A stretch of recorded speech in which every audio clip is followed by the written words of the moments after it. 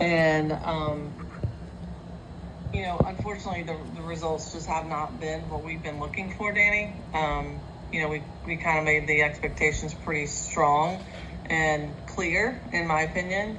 I feel like you have had a lot of resources that just have not been utilized, and candidly, their TOA is lacking, and there's no future starts. And so, you've been here a long time, and the performance just doesn't meet the expectations of where we want you to be at this point.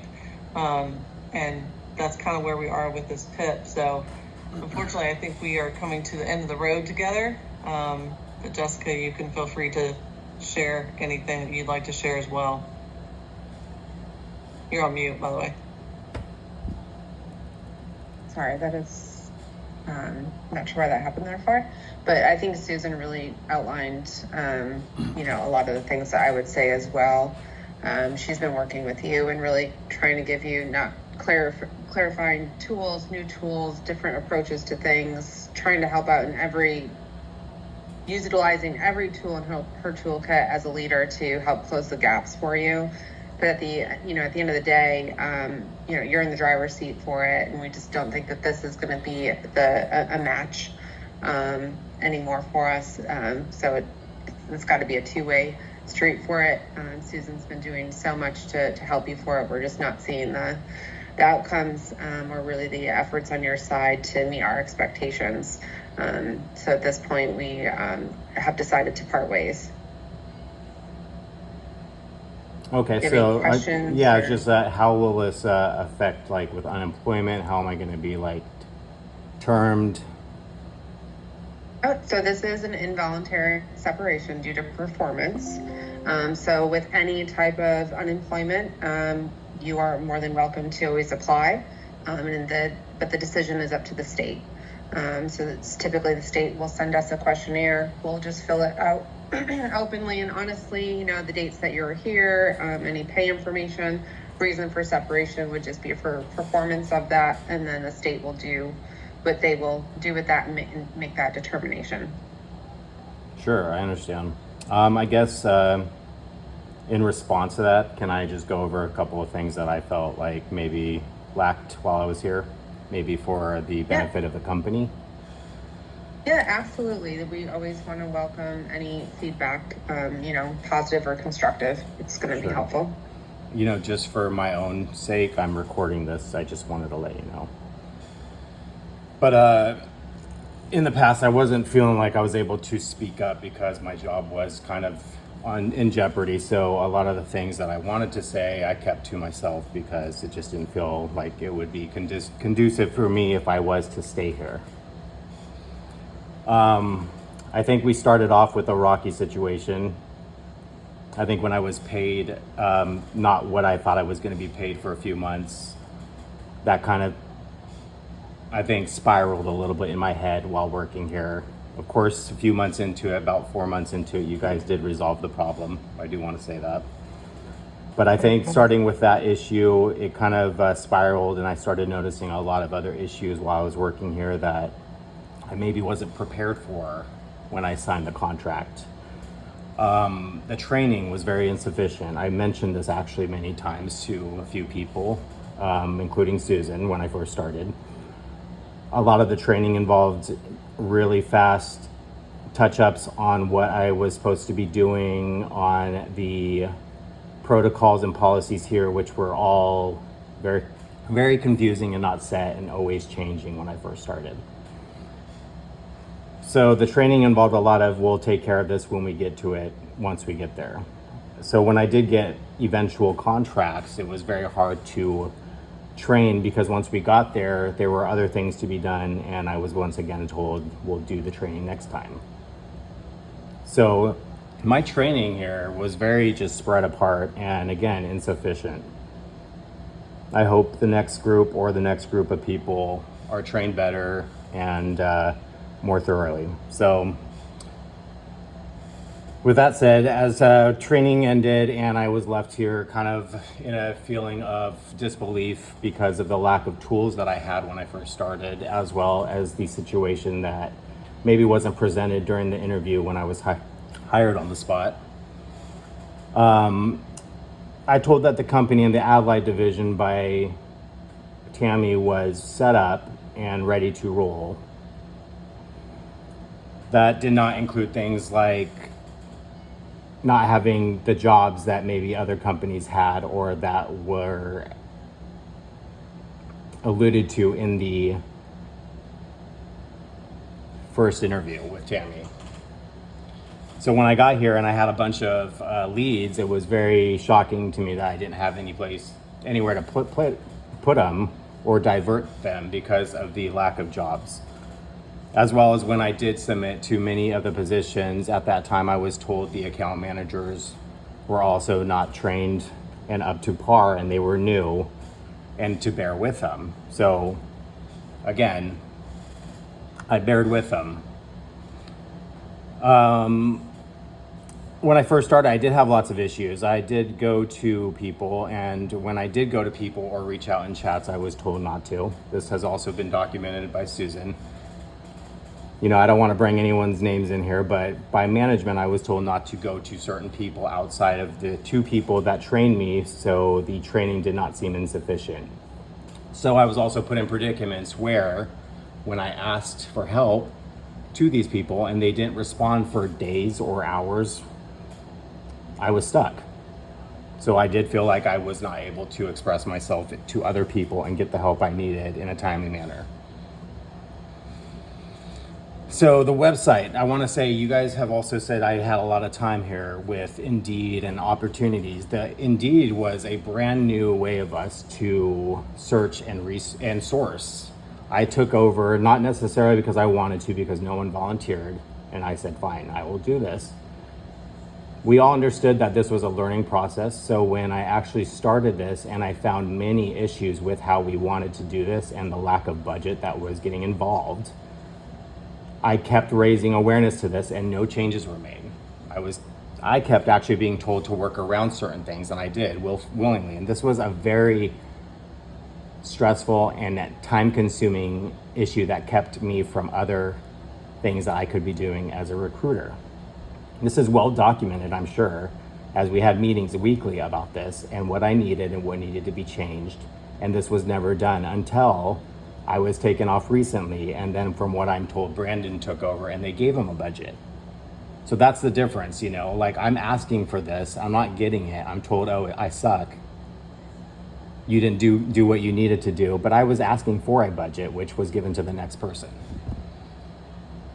Now, in this process, I figured out that the website was not running well to optimum performance. And again, I was told we had a website, and I was told that this website was something that brought in people, but I know it doesn't because I've been here and it's not working. They had general descriptions, links that didn't work, old jobs that weren't even available, and that was for I don't know how months and months before we even started this process. So that's what we were working with. I worked with signing for a company who didn't have a working website to also help me with the sourcing I needed and that I was used to. Again, issues that should have been brought to my attention before I signed and put into a position here where it felt like it was a circus. Again, many times in this process while I was here, my confidence was let down by you guys, and I was told many times to be patient with onboarding, with the people outsourced, with account managers. And yet here we are. Most likely, from what I've been told and confirmed in a previous meeting with Susan, that a lot of this has to do with my salary in Washington. So I understand when we're focused on my numbers, we're not comparing it to anyone else's for this situation, but we could and say that everyone's struggling. We could also go back to the fact when I was first written up, you guys mentioned I was here for close to a year, but it was almost a little over 8 months, and you just kept rounding up 4 months, which again didn't feel very welcoming to me, or create an environment that was better than the one before, which was also very not a good environment or culture. Now, this company has a very low budget for everything, and it shows. It shows in everything we do, from the onboarding to the people that we're paying overseas. It shows in everything. And again, that is stuff that I'm trying to overcome while being in this position, and also stuff that I wasn't aware of before I signed the contract. And I was told the Allied department was up and running. You're going to start it off with a couple of other people. We're ready to go. No, we were not ready to go. And I've been told many times throughout the time I was here, we weren't ready to go. We're working on it. The other part of the situation that's very alarming is we had a meeting about a week ago where someone got let go, and I actually thought it was for something else. Now, for the company's sake, and also the culture and the environment here, while working here, it's very hard for me to compete with what I know to be maybe a quarter, if not more, of the senior nursing recruiters, as well as some of the Allied recruiters not doing references at all and just marking yes, yes, yes, here we go. Like, to me, that's what I thought the meeting was going to be about. And it scared me because I'm like, well, I'm competing with a lot of people here. A lot of people that aren't doing it the right way, but I'm getting compared against that. So I think you guys should probably also do an internal or possibly an external audit on those references, because I think you would find an alarming trend within the company on trying to maintain numbers that compare to larger companies, and we're not even that large. Doing 10 submissions a week, most people, I would say all of the Allied barely do that, and when they do, it's a great week, but it's not consistent. Even in the past messages that we're receiving from management, you guys are asking for 8+ submissions. Why isn't it 10? But it's 10 for me because we're trying to push me out, because my salary in Washington is high. Granted, my production has been down, but it has not been the best environment for me to succeed here. Cold calling from lists, another thing I was told we weren't going to be doing. So Susan, I appreciate those lists that you say you pay $200 for to get licensures. Those are definitely legal to call, but unethical in my mind to call these people. And I feel like that's a general sentiment with other people here. So we are being told to call these people who don't even want to work in Allied, taking company time and our time away from real recruiting. Again, stuff that took away from me trying to actually do it the way that I know how from a larger company that trained me correctly. Okay, while I was here, while I was getting started, we also had a migration where I lost a lot of people because I couldn't keep track of where all the files went. You guys deleted all the files, and I don't know if you remember, you guys had to apologize because you didn't even tell us what you were doing as a company. That was kind of shattering too to a lot of us. I saw the morale in a lot of people's faces go down during that time, including mine. Another time this company let me down in the process of me trying to give my best when the company didn't give their best. Credentialing, I've lost people to credentialing, not my fault. I've had people fired, I understand that happens. I need to be making up for that. But a lot of this, again, I want to reiterate, was agreed with by Susan a couple of meetings ago to be partly due to my salary in Washington. When I was hired on the spot by Tammy, I'm pretty sure that's why I was paid such a low salary for a while, because nobody checked the threshold for Washington. So once that was made, and the company being very cheap, not being able to afford anyone, and also not having the patience that they asked from me, is now putting me in a situation where I feel pretty upset about everything. I think the final thing I want to go over are these evergreen jobs. To me, again, I don't know the legalities of it, but evergreen jobs seem illegal and are at least unethical. I've never been at a company that posted jobs that weren't real or weren't there at the time and kept pushing us to sell these people on these jobs and waste my time and their time on cities and positions we don't even have. That was huge for me, and as well as a lot of recruiters. We do not like to sell fake jobs to get people. Where are we diverting these people to? That was another tough thing that was really hard to get over. So again, I don't know about the legality of it, but it seemed very unethical again to attract people on jobs that weren't there. I think with all this said, it has been very stressful to my health being at this company. And yes, I definitely felt like it was hard to meet the expectations you guys put forth once you guys wanted me out. Now that's all I have to say. So obviously we spent a lot of time preparing for this conversation. It seems like you've had a list, but I guess my question back to you was, if all of those things were going on for all of that length of time you just covered, why did you stay? It doesn't sound like it's a fit for you. Why did you stay? Because I wanted to push through and see what I could do on my end. But you know what? It just kept rolling and nothing changed. All the promises on your end never changed. The onboarding, if that didn't happen, if I saw that onboarding was going to change after the huge issues that we had, but I was told, hey, they're going to start calling out. We have new ways of doing things. That has not changed. So yeah, it was my fault. I should not have stayed as long as I did, but I kept thinking things would change. Just like as you guys are saying and having all these new meetings about things are going to change, you guys been telling us that. That's why I stayed. So I believed every meeting and all those hype meetings that you guys were doing, and eventually realizing now that nothing's changing here. And I don't think we have anything to talk about because, again, actually one other thing, I'll tell you what. When you first got hired, Susan, here, you asked me to send a resume to my sister, a lawyer, who works at Penske as a personal favor for your son. That's fine. Sure. But I would also say that that's something you probably should avoid doing in the future because it does make people feel uncomfortable when they're asked by their boss to do a personal favor they do not want to do. You should have said that. I'm saying you shouldn't even ask that. That's a situation you probably shouldn't even get to. But that's that has nothing to do with this. I'm just letting you know for future references, coaching, that's probably something you should take into consideration. Look, I'm sorry this hasn't worked out for you, Danny. No, I you understand. Thank you.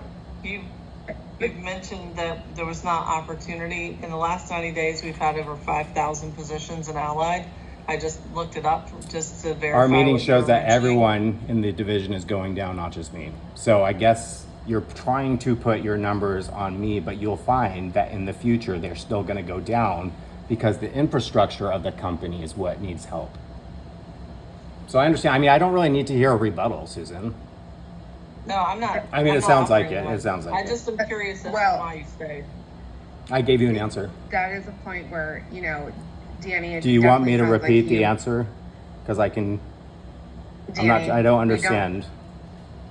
Danny, it was just Susan restating that you had obviously, again, prepared Stayed. for this. And Well, you guys have been been preparing over a month as unhappy. well, right? It's that we've been very clear and Yes. transparent about So you're that, acting that like this me is what we need preparing to is do. a negative thing, and I'm sorry if that's how you're taking it. No, it's fine. I Okay. can completely understand that not all organizations are the best fit for everyone. Exactly. It has to be a mutual agreement for it. And I'm sorry that you had been unhappy for probably 6 to 7 months of your 9 months with us. I do wish that you would have felt comfortable to take the opportunity to speak to myself, bring up anything in any of the It conversations did feel like the type that of Buffy's environment I had. could do that. I'm sorry. Buffy's had roundtables with folks, has had open, closed door conversations with recruiters to really get under what's going on. So I do feel strongly that there has been ample opportunity to really speak your voice on it. And I'll even be daring to say that the opportunity to speak the voice really was even larger once, Tammy left our organization. Because I do feel like there might have been some. I think that's a timing shame that she anomalies left when the you brought that. organization. She was a great person, so that's all I have to say about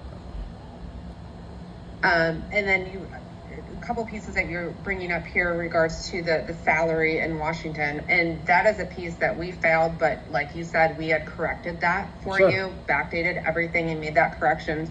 But to say that we're making this decision because of it's a high salary in Washington, you don't know everyone's salary, but I can tell you that Well, their Susan salaries said are that very in 2 similar. meetings ago and agreed when I was talking about that. So that's He may have fine. been talking in regards to when you're looking at salary cover, when you're looking at gross I mean, margin I can send capture you the tape and of that if TOA. you want to review it.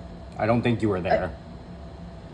I wasn't there, but I want to just kind of set the records Sure. straight with you, because salary is, that's, you know, there's other people within the organization, within the recruitment department, that salaries are pretty I much understand. in line to what you have.